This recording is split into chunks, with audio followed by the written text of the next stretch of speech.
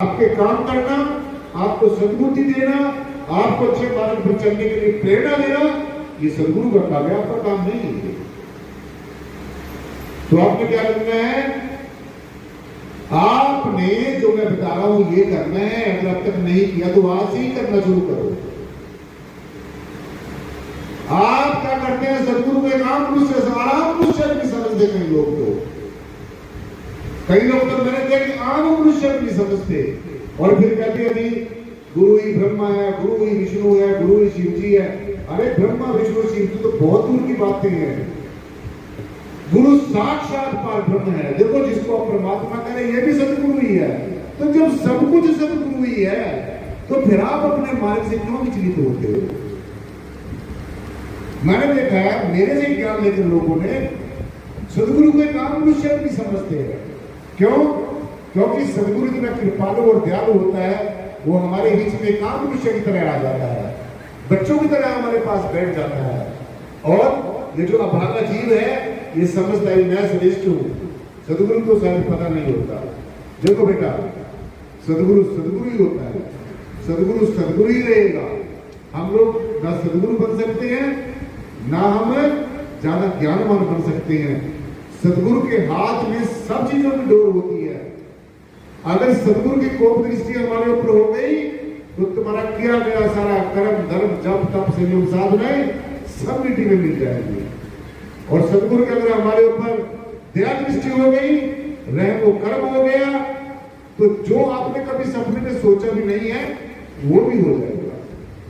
जो भी आपको ऊपर निर्भर करता है कि आप सदगुरु को सर्वे सर्वा मानते हैं या एक आम मनुष्य मानते हैं।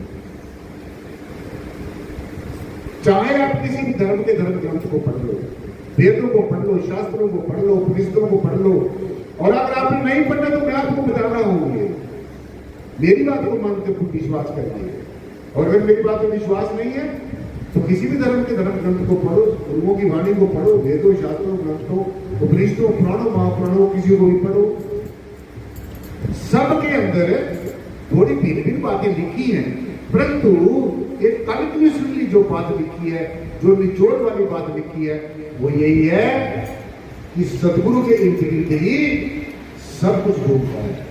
सदगुरु के इर्द गिर्द अनेकों दिव्य शक्तियां घूमती हैं। सदगुरु के इर्द गिर्द लौकिक और अलौकिक जीवन के हमारे सुख और वैभव घूमते हैं। सदगुरु के इर्द गिर्द ऐसी ऐसी हस्तियां घूमती हैं जिनका कभी आपने जिक्र ही नहीं किया। इसलिए अगर आप सदगुरु को सर्वे सर्वा मानकर चलेंगे, ध्यान से सुनिए ये बात, सारी भक्ति का मैं निचोड़ बता रहा हूं आपको, कंक्लूजन बता रहा हूं, आधार बता रहा हूं, सार बता रहा हूं, मूल बता रहा हूं, जहां से भक्ति शुरू होती है। अगर आप सदगुरु को, और सदगुरु कौन सा? जो समय का सदगुरु है। अब जो जैसे हमारे सदगुरु ऊपर हमारे ऊपर है, अब वो तो आपने देखे नहीं है, वो तो आपने देखे नहीं है, तो आप उनका ध्यान कैसे करेंगे? करोगे? मुझे लगता आप कर सकेंगे। इसलिए जो समय का हाकिम है, ध्यान से सुनो, जो समय का हाकिम है, जो परमेश्वर को जानता है पहचानता है, ये काम हर एक गुरु भी नहीं कर सकता। ये भी सुन लेना ध्यान से। इस काम को सदगुरु कर सकता है। सदगुरु कौन होता है ये भी सुन लो ध्यान से। कोई आदमी हमें हुनर सिखाने वाला, कला विद्या सिखाने वाला गुरु हो सकता है, उस्ताद हो सकता है, लेकिन सदगुरु एक ही होता है। वो कौन सा होता है? सतपुरुष जिन जानिया सतगुरु तिसका नाम। अब सतपुरुष क्या होता है? सुनो,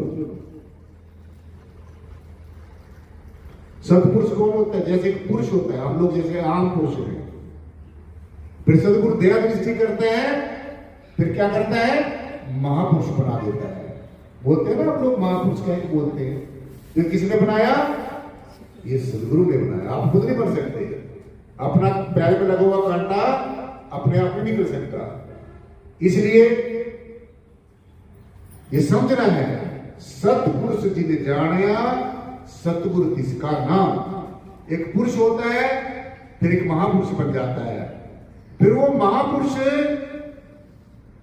साधना और आराधना करके सदगुरु की आज्ञा का पालन करके, देखो ये तो अच्छी तरीके से नोट कर लो, सदगुरु के बिना आप कुछ नहीं। जितने भी आप एंटी से लेकर चोटी तक का जोर लगा लो, तुम कितने भी समझदार बन जाओ, अच्छी बात है, वो आपको मुबारक होगा।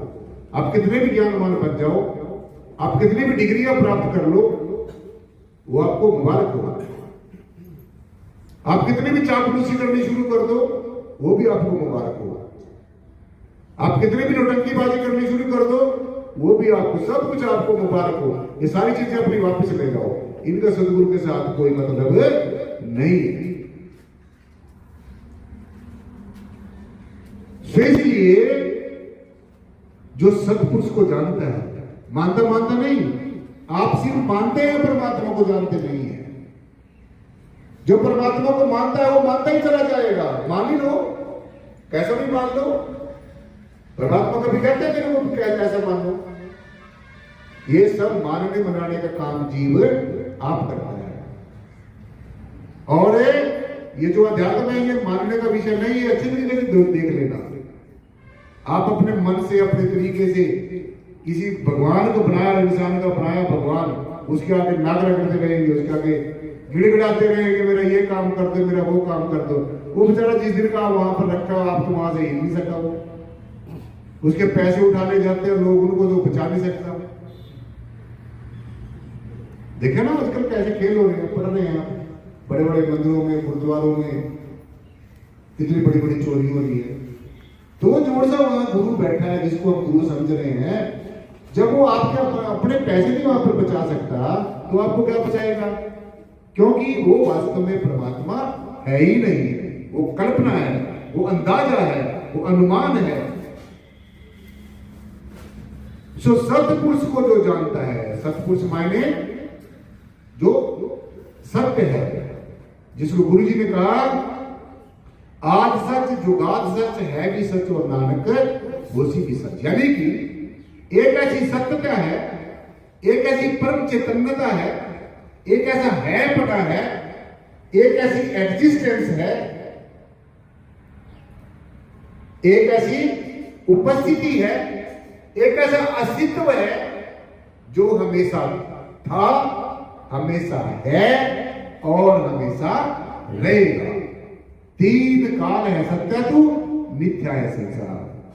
अभी जो जय श्री प्रियतम निर्गुण निराकार सर्वाधार विश्वाधार परम तत्व, ये सृष्टि के रोम रोम में रमा हुआ राम, ये कण कण में रसा और बसा हुआ जो परमेश्वर है, ये ऐसी सत्ता है, इसका कभी विकास नहीं होता। ये अजर है, अविनाशी है, अडिग है, अडोल है, बस है, और यही है पता ही परमात्मा है। तो ये कहां मिलेगा? ये आपका अपना ही स्वरूप है, ये आपका अपना ही स्वभाव है, इसको ढूंढने की जरूरत नहीं है। जिसको आप ढूंढ रहे हो वो तो आप स्वयं ही हो, जिसको आप ढूंढ रहे हो वो आप खुद ही हो। खुद में है खुदा, पर हम क्या जाने, आपके खुद के अंदर ही खुदा है। और अगर थोड़ा सा और गहराई से समझ लो, आप स्वयं ही खुदा हो। अगर आप अलग समझ रहे हो खुदा को, परमात्मा को अलग समझ रहे हो, फिर तो दो हो जाएंगे, और जहां पर दो होते हैं वहां पर द्वैत होता है। इसलिए दो नहीं है, एक को एक, एक प्रभु आप, पूर्ण पूर्ण रहा प्रभु व्याप, अनेक विस्तार एक से भय, जब एक रहता तो पराशत रहे। जब एक को जान लोगे, एक को मान लोगे, एक हो जाने का संकल्प कर लोगे, फिर देखना आपको, दिनों दिन आपकी भक्ति मार्ग में तरक्की होनी शुरू हो जाएगी। स्वसली पूजा, पूजा पूर्वक गुरुपदम, सदगुरु के पावन श्री चरणों का ध्यान करना। और जिसका कोई गुरु है ही नहीं, वो वैसे चिपड़ता घूम रहा है, कभी किसी के गुरु को चिपड़ जाता है जाके ये मेरा गुरु है, कभी जाना जिसके पीछे लोग हैं वहां भागना शुरू कर देता है। देख रहे हैं ना जिसके पीछे ज्यादा लोग आज क्या हो रहे हैं, समझ रहे बात को? तो जहां भीड़ लगती है वहां पर जाने से कोई फायदा नहीं है। बाबा साहब डॉक्टर भीमराव अम्बेडकर जी ने एक बात कही, मैं आपको सबको अर्ज करूं कि आप किसी चीज को इसलिए ना मानो कि लोग उसको मान रहे हैं। आप किसी चीज को, किसी भी परंपरा को इसलिए ना मानो कि लोग उसको मान रहे हैं। आप ऐसी जगह भी ना जाओ कि लोग वहां पर भीड़ भड़का होकर जा रहे हैं और गलत दिशा में चलने वाली भीड़, एक भीड़ है, बहुत लोग उसमें चल रहे हैं लेकिन वो गलत दिशा में जा रही है, परंतु एक अकेला इंसान जो सही दिशा में जा रहा है, तो वो उस भीड़ से, चलने वाली भीड़ से वो अकेला इंसान लाखों गुना अच्छा है। तो अब आप सोच लो, कौन सी भीड़ की तरफ भागते हो या अकेले की तरफ भागते हो। हमने सदगुरु से कई बार पूछ लेते थे, सदगुरु भगवान से हम कई बार पूछ लेते थे कि सदगुरु भगवान आपके दरबार में बहुत कम संगत आती है। ये मेरे अपने सवाल है, मेरे गुरु जी से पूछता था, क्योंकि मैं हमेशा स्टूडेंट रहा, अभी भी मैं स्टूडेंट हूँ। ये तो आप लोग मुझे इतना प्यार करते हैं, सत्कार करते हैं, मैं आपका इसके लिए धन्यवाद करता हूँ। लेकिन चाहे कोई मुझे कुछ भी समझता रहो, मैं अपने आप को हमेशा एक मिशन का छोटा सा कार्य करता समझता हूँ। जैसे आप हैं वैसे ही मैं, जिसको जो जो ड्यूटी मिली है वो सब अपनी ड्यूटी करें, मिलजुल के वो कार्य आगे बढ़ता चला जाता है। ये भी सोचना कि मैंने यहाँ बैठ के बोल रहा हूँ, मैंने आगे बोलने में तो भी छोड़ने के लिए तैयार हूँ। आ जाओ, बैठ जाओ, आपने कोई सा आज ही बैठ जाओ, मैं भी खड़ा हो जाता हूँ छोड़ के यहाँ से। अगर आपको जहां से शौक है यहाँ बैठने का, कोई भी आप नहीं आता, मैं सब जगह कहता हूँ ये बात, क्योंकि अब लोग लग के ना मिशन में भी कहने, मुझे नहीं लगे कहने, स्वामी जी आप भी किसी को चुन देते मन किस लिए, आप भी, आपके पास कौन बैठेगा, बता तेरे भी बिठा दूंगा, आज आप भी बैठ के देख लो यहाँ पर। और ऐसे बेमुख लोग होते हैं जो गुरु के सामने उसकी करना में उसके साथ बेमुखी करते हैं। यहाँ बैठना बेटा बहुत मुश्किल है, मुझे पता है यहाँ पर बैठ के मुझे क्या एहसास होता है। यहाँ बैठना बहुत मुश्किल है। यहाँ के बारे में मीरा ने कहा, हेरी ना जो प्रेम दीवानी मेरा दर्द न जाने कोई, सूली ऊपर सेज पिया की किसमी की मिलना हो। सूली किसको कहते हैं, किसको कहते हैं सूली? सूली के ऊपर चढ़ना, फांसी के ऊपर चढ़ना। तो जो यहाँ पर बैठे हुए समझो फांसी पे लटक रहा है। समझ रहे बात को? ये नहीं है कि मैं यहाँ पर गुरु जी का पटका पहने, कई लोग तो ये कहते मेरे तो गले में पटका ही नहीं पाया जी। अरे पगले इंसान, तेरे गले में तो 2 पटके डालते, लेकिन तो काफी तो हो। जब तेरी परीक्षा ली जाती है बोलने के लिए, तो 2 शब्द तो बोल नहीं सकते।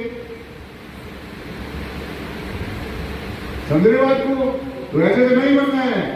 ऐसे से इधर बार में ऐसे लोगों की कोई जरूरत नहीं है। यहाँ पर मुझे सेवा करने वाले चाहिए, यहाँ पर जाना एंडबाजी करने वाले इंसान भी चाहिए। अगर आपको मेरी जगह बैठने का शौक है तो बैठ जाओ, मैं तो भी छोड़ने के लिए तैयार हूं, लेकिन मित्रबाजी नहीं करनी, भेदभाव नहीं करना है। यही किस्सा है सब जगह। आप देख रहे हैं आजकल कैसे कैसे प्रकरण चल रहे हैं, वो यही बैठने के कारण ही हो रहा है। परंतु